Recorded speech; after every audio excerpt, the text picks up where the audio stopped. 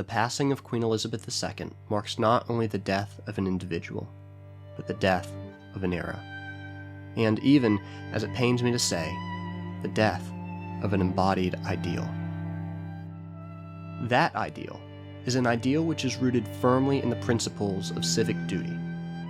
An ideal both sown and harvested by unwavering faith, high courage, and a quiet heart. It is the ideal that a youthful princess pledged herself to over 75 years ago. The commitment to a life of self-sacrificial service and the willingness to bear that vow's burden with grace, diligence, and dignity. The extent to which Her Majesty fulfilled her oath is testament to the striking quality of her character, to an inner majesty and sovereignty of self which are manifested unfortunately all too rarely as the reign in which she governed.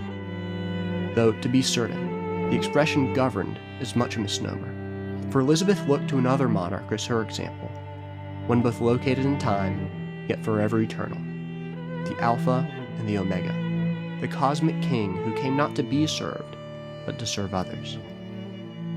Thus, on one otherwise ordinary South African afternoon 3/4 of a century ago, then 21-year-old Princess Elizabeth addressed her subjects and promised them nothing less than a lifetime of her service. Just how prophetic her words were at the time, one can only comprehend today.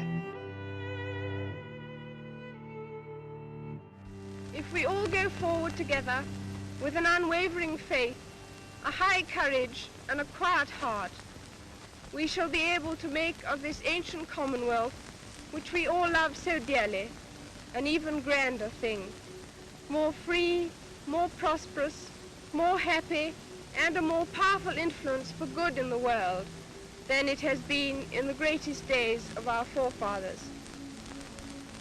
To accomplish that, we must give nothing less than the whole of ourselves. There is a motto which has been borne by many of my ancestors, a noble motto, I serve. Those words were an inspiration to many bygone heirs to the throne when they made their knightly dedication as they came to manhood. I cannot quite do as they did, but through the inventions of science, I can do what was not possible for any of them. I can make my solemn act of dedication with the whole empire listening. I should like to make that dedication now. It is very simple. I declare before you all that my whole life, whether it be long or short, shall be devoted to your service and to the service of our great imperial family to which we all belong. But I shall not have strength to carry out this resolution alone, unless you join in it with me, as I now invite you to do. I know that your support will be unfailingly given.